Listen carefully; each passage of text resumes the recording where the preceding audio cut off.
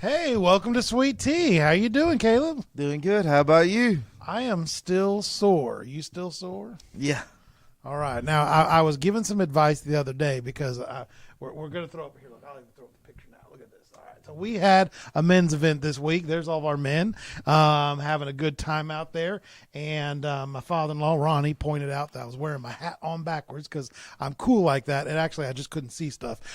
He's like, you know, it's sunny out there. You wear the hat on backwards, you're going to get a little suntan thing in the middle of my head. Back in the day, I had hair that would come out in the middle of that thing and wouldn't bother it. But man, I'm still a little sore from that. Got a little sun out there. And so, Yeah.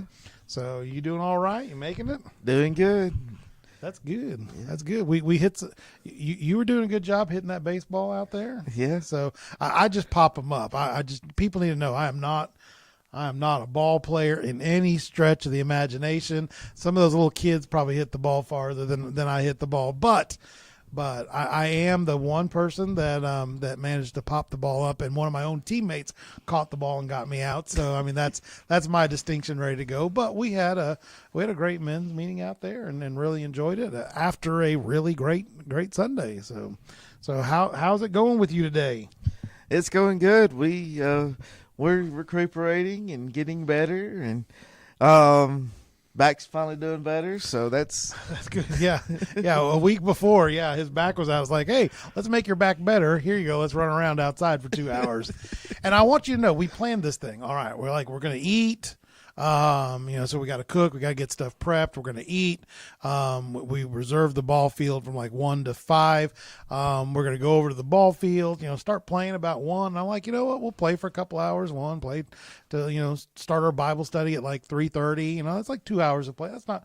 That's a pretty short game. I mean, in a ball games can go pretty long.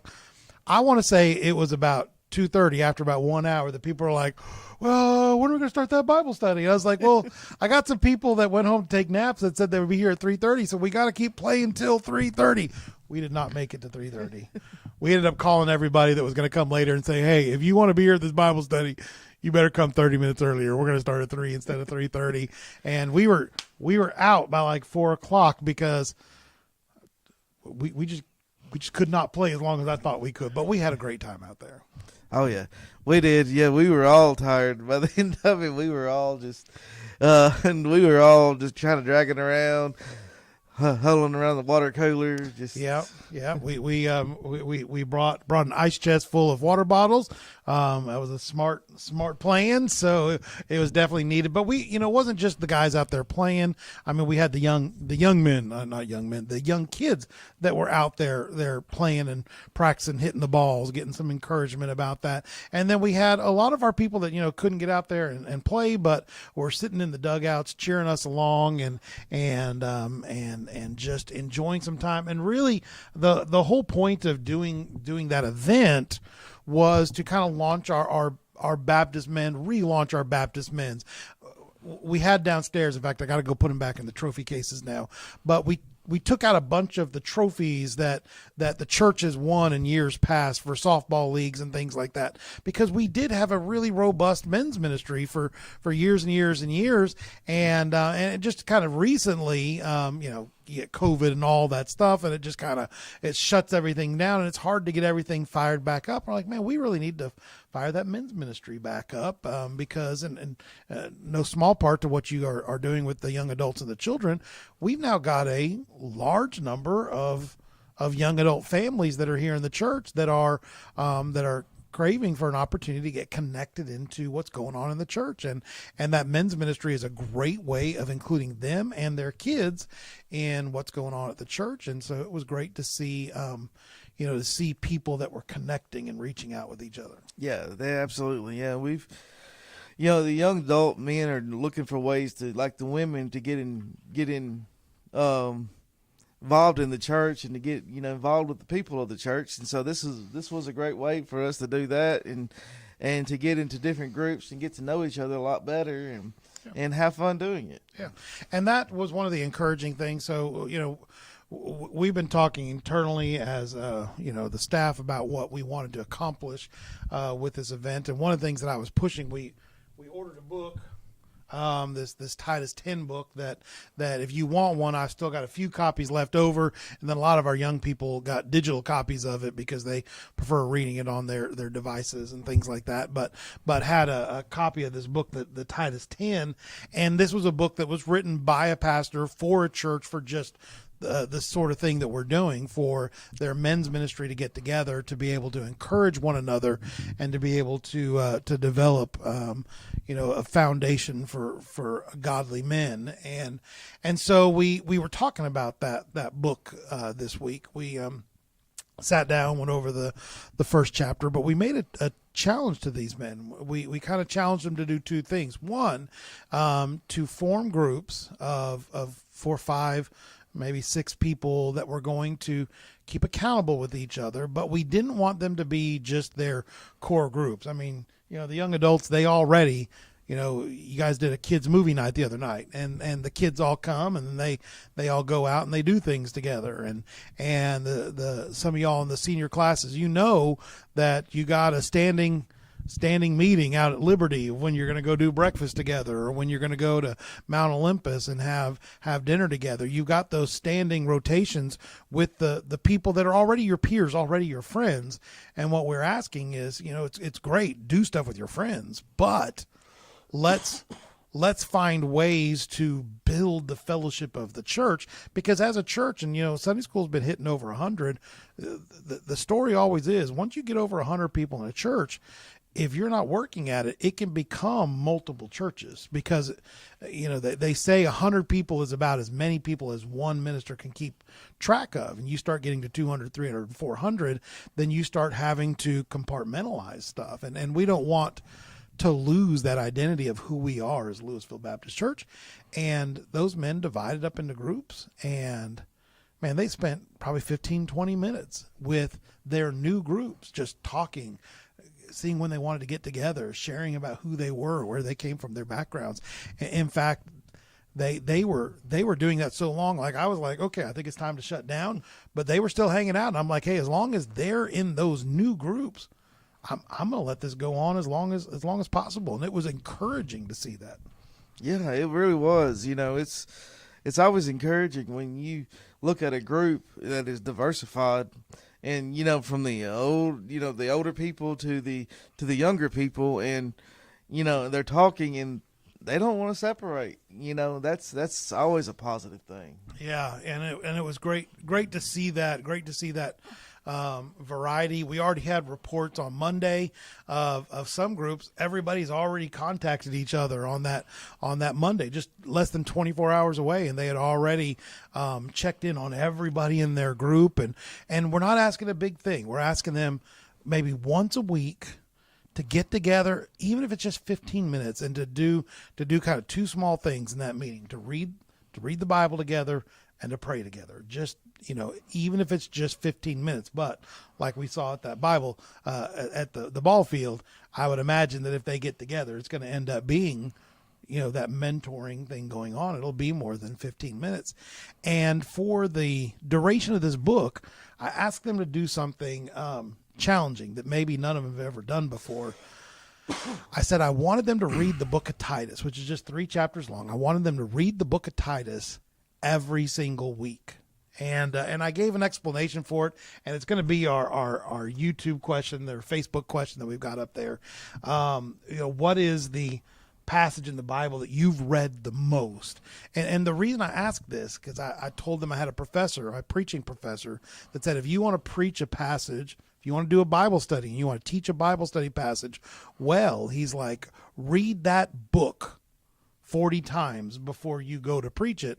And by the time you get around to preaching it, you're going to know that information backwards and forward. Without reading a commentary, without checking on anybody else, you're going to have a better understanding of that passage than you could by reading a commentary about it. By reading just the passage over and over and over again, God's going to speak into your life about it. God's going to reveal truths to you about it. And you're just going to know the words. You're going to know how the first sentence connects with the last sentence. And so I said, well, why don't you do that? And I know that some people are probably skeptical, but what we did there at the ball field is I read the entire book of Titus, and it doesn't take but 5-10 minutes to read, to read 3 chapters. And if you got an app, you can set it to read it to you, and it could read it to you while you're driving just from work from home to work, and do it again when you come home. That's twice a day that it's being read to you, and then you go and read it yourself. And so our question was, what is the passage that you've read the most? And we were discussing it off microphone, but I'm just curious about you guys.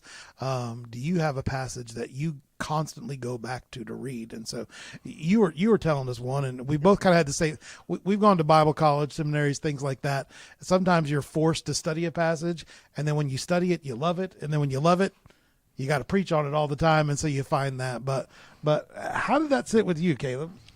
Yeah. And it's what you said is true. A lot of times we read a passage once or twice and we're like, oh, I got it. But then when you start to read it over and over and over again, you're like, maybe I didn't have it as good as I thought I did. And I was telling you about my passage, 1 John chapter 5, verses 6 through 12. And, in that passage right there, it's by the end of all the reading that I had to do on that passage, it meant so much more to me than what it did the first time I read it. And it's really is a interesting aspect when you really get into it, because you start noticing nuances and you start noticing the way things kind of go together, and it you start asking your questions. Why is this? Why is that? Because this seems a little out of place, but when you start reading it again, you're like, oh, okay, I see why that is. And so you start to get that understanding of what the author was saying when, and why they were saying it.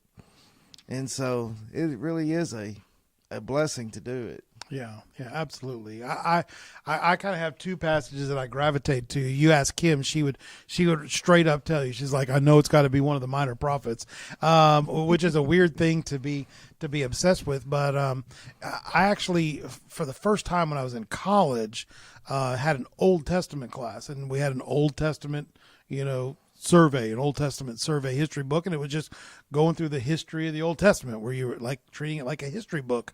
But it throughout that entire thing, whenever we were reading a chapter, the professor would be like, all right, you need to read this minor prophet and this minor prophet, because as a kid growing up in the church, we had to memorize the 66 books of the Bible, and we memorized, every Sunday school class had the poster with the 5 green books at the beginning, and it was the law or the Torah, and then you had the the histories and the writings and the major prophets and minor prophets. And I just, when you're a kid, you see them broken up and you're like, they're broken up. That's the way they are. And in college, it was the first time it dawned on me when the professor's like, hey, you need to read, this book of Amos at the same time we're reading this part of the history of Israel, the northern kingdom. And I'm like, oh, they're written at the same time. That stuff that's happening in the book of 2nd Chronicles, it matches up with what's going on. And I know all the rest of you probably knew that. It was just me that didn't. But that got me interested for the first time, in really wondering, what are the minor prophets dealing with? And then I took a class where we were, doing the Hebrew language, a Hebrew language class. And that semester we had to translate a chapter out of the book of Amos, and I translated Amos chapter 3. And so I really, really learned Amos chapter 3. And so I was reading it over and over and over again in order to be able to translate it well. And we had to be able to, to talk about, the very details and nuances of that chapter. And so I became very enamored with Amos. And so Kim will tell you that she's heard way too many stories, sermons based out of Amos, and so she knows that's one of my go-to passages to go to, and that I've spent a lot of time in. And I may not have done as much minor prophet here at Louisville, and it's primarily because I think Kim might leave me if I overdo it on the minor prophets again. But one of these days we'll get back into it. And then my other one is Jeremiah chapter 20, which Jeremiah chapter 20 is one of those chapters where Jeremiah is confronting God, and I think it's a passage that means a lot to me, because so many people get so conflicted in their spiritual life where they're like, hey, I'm struggling right now, but if I admit or demonstrate or show that I'm struggling, well, that means I don't love God and I'm going to hell, and that's the way a lot of people treat God. And I'm like, well, no. Let's look here at Jeremiah. Jeremiah is really, really mad at God right now. In fact, he accuses God of being a prostitute. Like, you wooed me like a prostitute, God, and you deceived me, and I was deceived, and it's a powerfully moving passage to see that Jeremiah was able to confront God and say, God, I'm just confused and mad and angry and frustrated. And then the passage I use, it goes on, but your word is in my heart like a fire shut up in my bones. I'm weary of holding it in. Indeed, I cannot. He ultimately comes around to the conclusion that, hey, it was healthy for me to be able to lay out my doubts and frustrations on the table, like a Thomas, like so many of us have had to do, to say, God, I'm doubting, I'm struggling, and we lay it out. And at the end of laying it out is when God is able to help us process our doubts, and then we come back like Jeremiah. If I say I'm going to hold it in, not speak your name anymore, your words in my heart like a fire shut up in my bones. I'm weary of holding it in, and I cannot. And it's a moving passage, and so I've used that quite a bit. Yeah, that was a powerful passage that I ran across when I was in college, and that became, at one point in my life, that came a kind of a speaking point to me because of some things that were going on in my life, and so when you just said Jeremiah chapter 20, I'm like, I know exactly where he's going with this, and so that's the great thing about it, is that when you look at those things and you study your Bible, you realize I can be honest with God, and it's better for me to be honest with God because God wants us to be honest with Him. And, we don't have to be the quote unquote perfect Christian where we're always happy go lucky and we're always understanding and we always have this and that, but when we study the Bible, we realize, it's okay for us to have a down point. God's still going to help us through that. Yeah. It's not abandoning your faith to ask God a question. Just like, you want your kids to ask you questions, when they've got questions about things, you want them to be able to say, hey, I saw this thing at school and I'm really, your kids are going to go to school. They're going to see stuff at school that you don't want them to know or experience at their young age, but they're going to. And you want them to come to you and say, hey, I have a genuine question about that. And as a good parent, you're not going to beat them down at that moment. You're not going to say, oh, I can't believe it. You're going to say, all right, now let's talk about what's good about this. What's bad about this? What are you doing? And it's the same way with God. God's not afraid of us being confused at times and us being hurt at times and us, saying, God, I don't get it at times. He doesn't want us to stay there. It becomes a problem when we're not looking for an answer. I mean, Jeremiah came to God looking for an answer. Mm-hmm. The problem is when we're just like, we've already made up our mind, I hate you, God, and no matter what you say, which, nowadays, if you listen to people online, if you watch debaters, it seems like so many people today already have their mind made up. And you could say all the wise, good, caring, compassionate things you want, and they're going to say, I still don't believe that. I still believe it's like, well, then you weren't having an open dialogue. Jeremiah was having a dialogue with God. And at the end, when he was able to hear from God, he's able to say, okay, God, I get it. I mean, Jeremiah was frustrated. He was the voice of God at a time that everything was being shut down. I mean, if it was pastor talk, Jeremiah was not picked to be the mega pastor of the church that was going to quadruple in size and get him fame and popularity and let him write books. No, he was the guy that was told, look, Jeremiah, there's scandals in the church. There's problems in it. I need you to come down and I need you to crash the plane well. I mean, that was his job, was to get to the people. I mean, it's at one point he actually tells them, it's like, look, here's the deal. You're going to be exiled. And you know what? You just need to live with it. You need to go be good exiled people. don't dream about the temple anymore. Dream about how you're going to be setting up your life in Babylon, because you're going to be there for 70 years. Just get used to it. And that was a rough job, because at the end of the day, if you're measuring, you look at all those judges, we talk about the judges and stuff, they at least got to say, hey, we defeated the enemy and there was peace for 40 years. No, he had to say that the enemy defeated us. He was the prophet that when he succeeded because he got to the people to the point of defeat. So you can understand why he's like, God, why'd you pick me to be this prophet? Why didn't you pick me to be the prophet that was telling everybody hopeful things and stuff like that? It's tough. Yeah.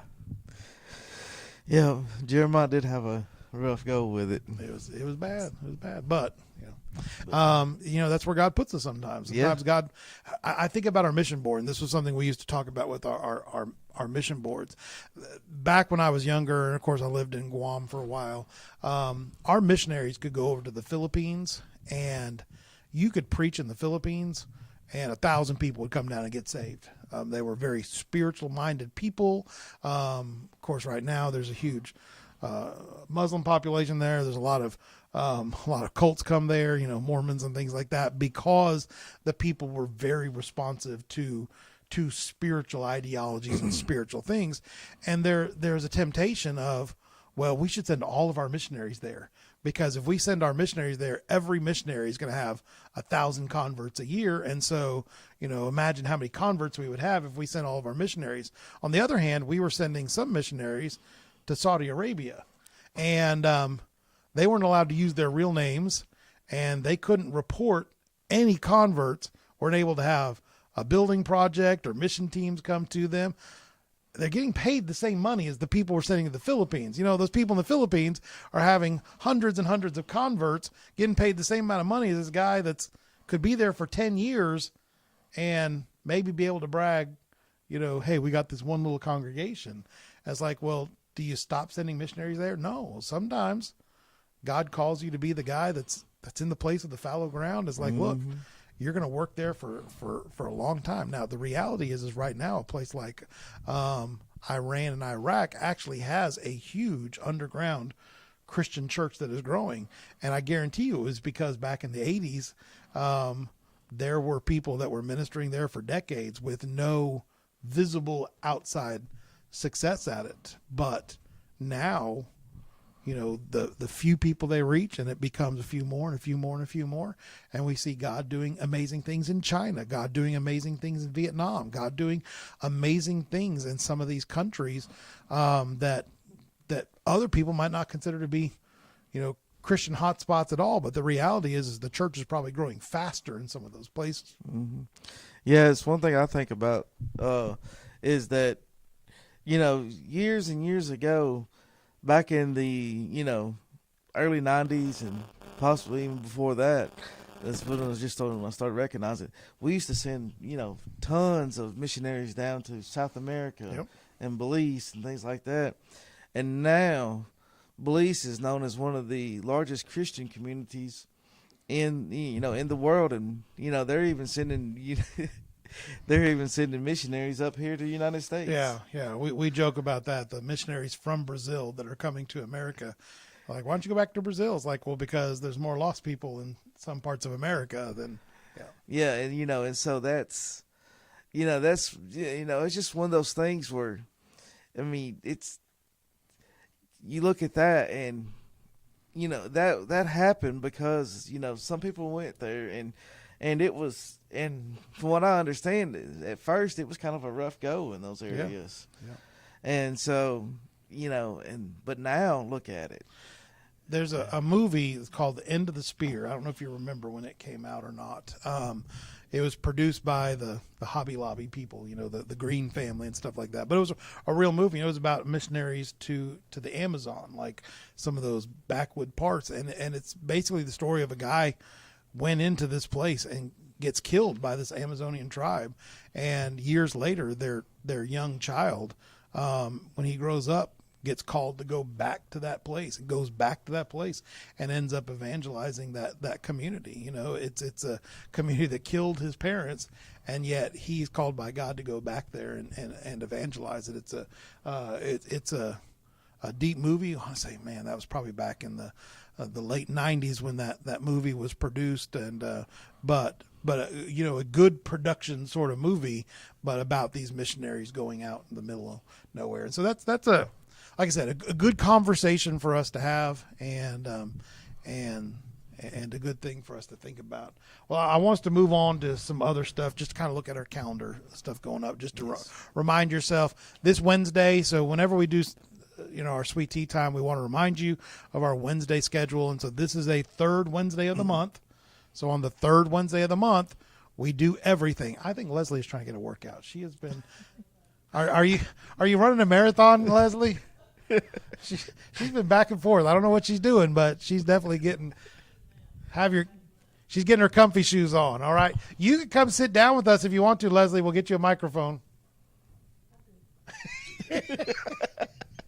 All right. Sorry, you guys don't see it, but the door's open, and you know, but this is a big Wednesday night. So third Wednesday is big Wednesday night. So my part, 4:30, learn the Bible, come and be a part of that. Leslie's part, she's with the crew that's going to be feeding everybody 5:30. All right. Then you take over, right? Yes, 6 o'clock we have children's choir. Please, bring your children. Moms, we have a secret for you. Shh, don't tell them. And so, but yes, and so moms, have fun with that. Yeah, so the kids are singing some songs, you know, for events coming up, and then also getting ready for Bible school. Yes, we're going to eventually get ready. After that, we're going to start getting ready for Bible school, and then we're going to have, Team Kids. We're going to be talking about Jesus heals the leper, and got a few fun things to go along with that, and if it's nice enough outside, or are they going to be able to get to go outside some? I'm going to try to. Yeah, that'd be good. It's a nice day yesterday, like warm. Nice day Sunday, warm. Great day to play ball. Great day to be outside. So we may have to take our adults outside sometime if it's too nice.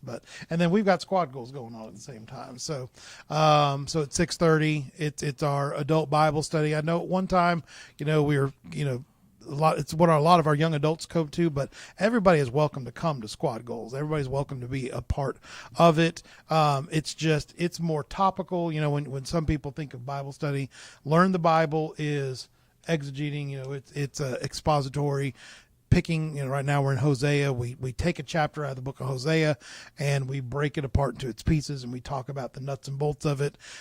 Squad Goals, we're often taking topics. So talking about, we're going to be doing a little parenting discussion this week, talking about some parenting stuff. And so we're going to be taking a topic and then we'll look throughout Scripture to how the overall message of the Scripture pours into that particular topic. And so I want to encourage you to be a part of it, but that's just a part of our week this week. So we got this mixed up in the bulletin, and so that's on me because it's my job to give the thumbs up to the press or thumbs down, and I gave it the thumbs up and hadn't noticed it. But on Friday is the gala for the preschool. Yes. So if you don't know what the gala is on Friday, it is all the kids have been doing artwork and stuff. And then friends of the preschool have donated, different items and things like that to the preschool's gallery hop, and you can come and you can bid on these items and buy these items, and the money that is raised ends up going to support this year is going to support the building of a new playground facility. So once again, and I always try to emphasize this, I know the church is really proud of the playground that we had out there, and we did a lot in order to get it. It is getting to the end of its age. Like if we had inspectors come in, there's a good chance they would say, well, even for the church facility, it needs to be replaced, just because it's made out of wood and there's some pieces on it that are aged just with time and weather and stuff like that. And so it needs to be replaced. The problem is replacing it with a long-term replacement solution, a durable, quality, large play facility for kids. It takes a little bit of money to do that, and by a little bit I mean tens of thousands of dollars to do that. So the gala is going to support that. If you want to just write a check, I tell people this: if you want to just write a check to the church or the preschool to help build a piece of that playground, we would love to have that. If you wanted to write a big check to build a whole lot of that playground, I'll stick up a little plaque with your favorite grandchild's name on it. All right, and we'll name it after them or whatever. But that's what we're going to be doing. It'll be a fun time. Yeah. Caleb and I will be there. We're going to do some church reconnaissance while we're out there. So we usually set up the microphones. We set up the studio and have it there at the gala so that we can broadcast live from there. I was downstairs today, was talking about seeing if they would give me something from the auction that we could put on camera and only sell to people that are watching online or to people that come by the booth. And so they may do that. So we'll see.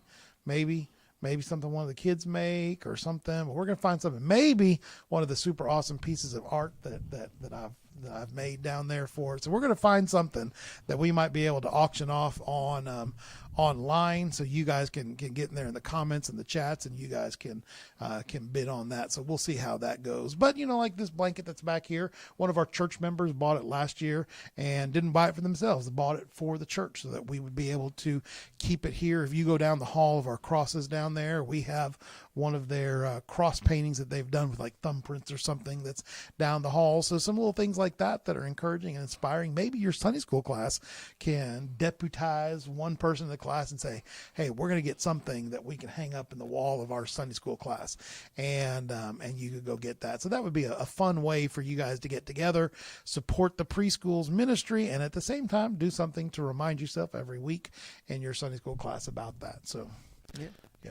Yeah. So we got a lot of things coming up, and a lot of games, a lot of kids, a lot of things. And then Saturday, we actually have a game night coming up, right? So we always like that. Our canasta table, they were huge. They had like 8 people at it and a couple people watching, which means I think we might be able to start getting 2 canasta tables going or something. And so love seeing our canasta groups that are out there.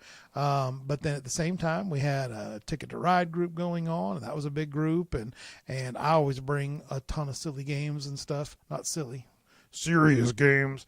I bring a bunch of my games out there, and I try to rotate around. I really like, if I had my way, I would love to play a different game with somebody every single time that we're there. Different styles, different things. Love to teach you some of the games that we play.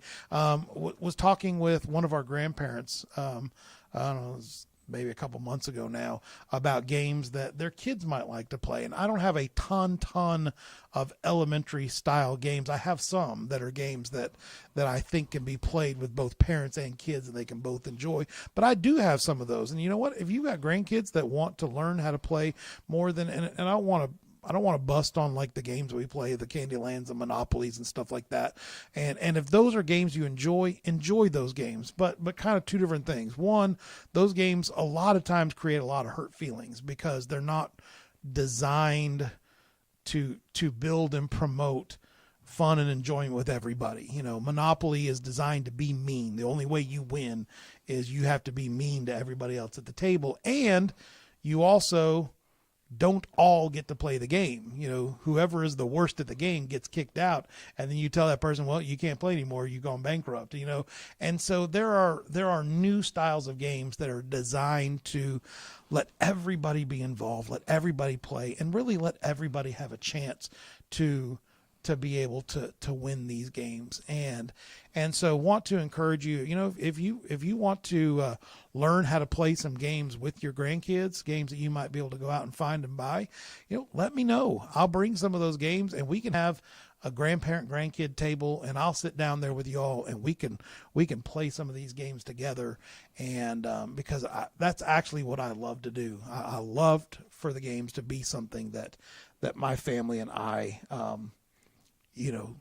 built relationships around. I mean, we played a game just the other night with Cambry, and just a way to sit down and to enjoy, and just enjoy experiencing some of these things together. So let's do that. Yeah, sounds good. Yeah. And and that's one thing about it is if you want to come, and there will be childcare there. There will be 2 people who are going to be doing childcare, and so That's good. we got that situated already, and And I don't mind kids being in the rooms with the adults that want to play games. I mean, like I said, my kids were already playing games with us, when they were 6, 7 years old. If your kids want to sit down and play a game, it doesn't have to be a complex game. There are games that kids can play. We went, so I go to McKay's down the street because they have lots of used games. I bought a dinosaur game the other day. It's outstanding, but it's got little wooden dinosaur meeples. I'm like, we bought that specifically because we thought, well, I know we got some kids that like dinosaurs down there. So, I've got my Stegosaurus right up here. So, we got that dinosaur game because we're like, hey, so if your kids wanted to play a game with the pastor, I don't have a problem playing a game with kids. So there's great things to do. Exactly.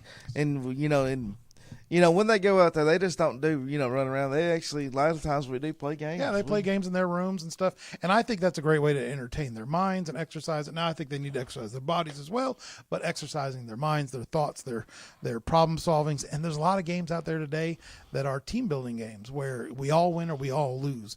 And so being able to play games where we all win together is a great way to encourage kids to get together and do stuff. Yes. So, one other thing I wanted us to do, because, Sunday's coming up as well. And Sunday we got all of our great, Sunday activities that we do, our kids church. And there are a lot of people that may not know what was going on in kids church, the other night, maybe not the lessons, but just the vast number of kids that you had. You want to tell people so they know kind of what God is doing downstairs with those kids? Yes. Last Sunday we had a great group. We ended up having 17 kids in children's church and 3 kids in the nursery. So that means we had a total of 20 kids. And that was younger, Yeah, some of the bigger kids are still in the sanctuary. Exactly. Yeah. And so, that is a miraculous thing that we can see happening, because when I first came here, it was people were excited because they had 7, 8 kids. 7, 8 kids coming up to stuff. Yeah. When I first came here, it was just the ministers' kids. That's all we had. We had Philip Brown's kids, we had Daniel's kids. That was it. That was the kids that we had in the church. Was we had to pay them, the parents, to come in order for kids to be here. The Slocums came, I don't know, a couple of months after that, and then it was just kind of those 5 kids, and then that was what we relied on, and to look down there and to see.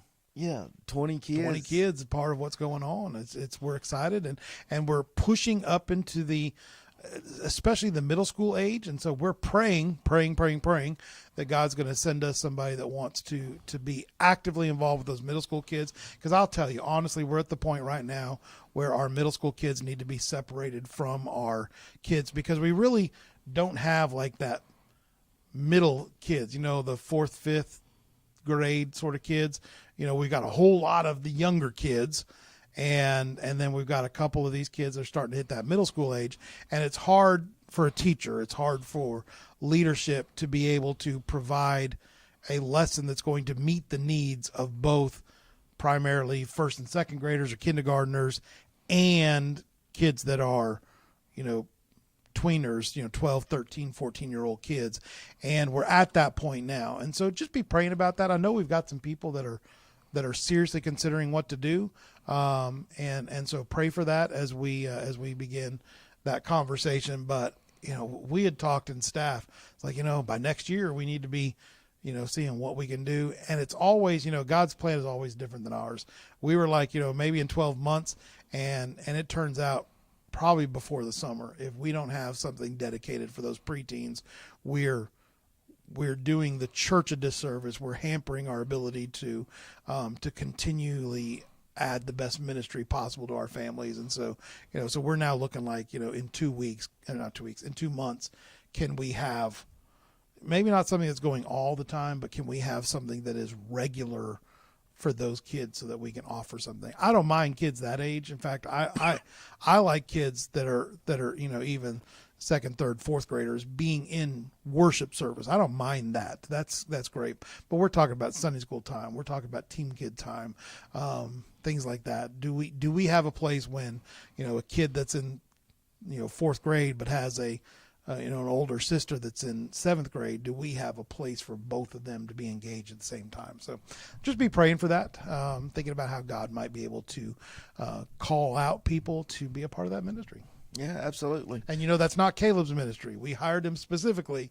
He is working with families, so the parents, and he's working with the children, but that youth group in the middle, we really need to find somebody that will help. Now, he, of course, is going to help with the parents of those youth, but finding somebody for the youth, you can't have a person that does both children and youth. It's got to be one person doing the kids and one person doing the youth, and so we're praying for that. Yeah. Yeah, and, that right there will mean so much to the ministry, because we have some kids that come on, that comes every now and again that would probably come more often. Their families would come more often because they have older siblings that are, looking for somewhere as well. And, to have somewhere for them to be it'd be a huge step for that family to come and to worship with us. And plus, another thing is they will enjoy church more if they have something that is dedicated for them, to them. And, that's great. We try to accommodate them, but like you said, it is hard when you're talking to a large group of first and second graders, kindergartners, pre-Ks, and then all of a sudden you've got a kid over there that's, fifth grade, sixth grade, seventh, and you're like, how do I do this? And how do I bring it up to their level, but yet keep it on the same level as these kids? And sometimes you have to just do the mass majority, and unfortunately, the older kids kind of get left out. They get distracted and left out. We're praying about that. But I know God's got a plan for it. God wouldn't be sending us these people if God didn't have a plan for it. And you may be a part of that plan. Has that Facebook question been up this whole time?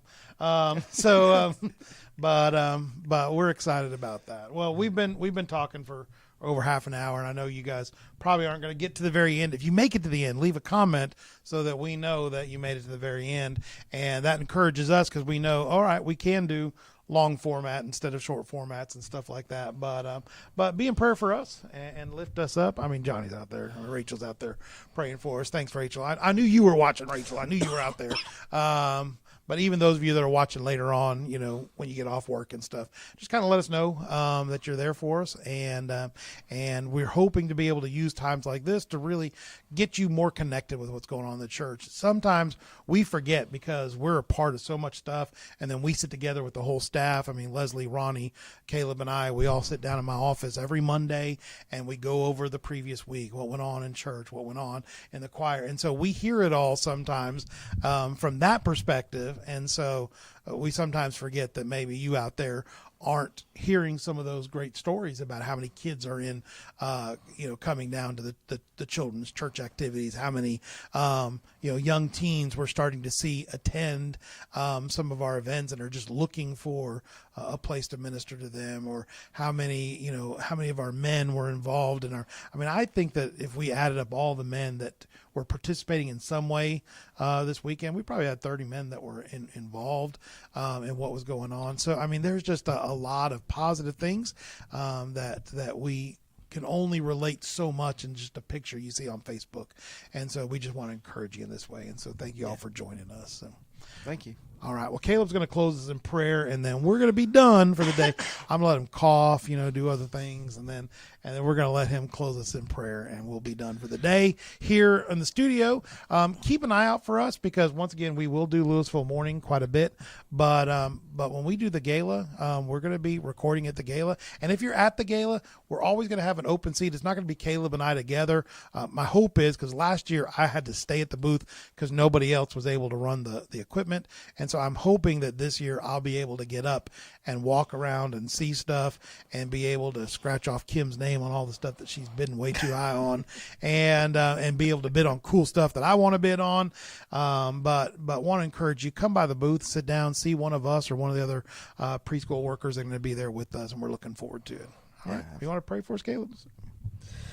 Dear God, thank you for this day. God, thank you for the blessings that you have poured upon us, Lord. Thank you for the this past Sunday and the blessing of having all those kids and seeing all those kids there together, God. And we pray that you continue to be with us and watch over us. And God, I pray that you just be with the men's ministry that we've got. I pray that you lead us in our hearts and our minds to do your work together, God, and come and bring us closer together.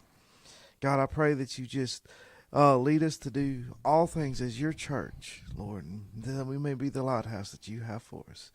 We love you, Lord, and we praise your holy name. In Jesus' name, amen. Amen. All right. Well, you guys have a great, great day, and we'll see you soon. Bye. Bye. See, I always wave. I tell Caleb this. I always wave because there's a delay, and I know when to stop streaming because it's when we put our hands down. So, bye. Hands down.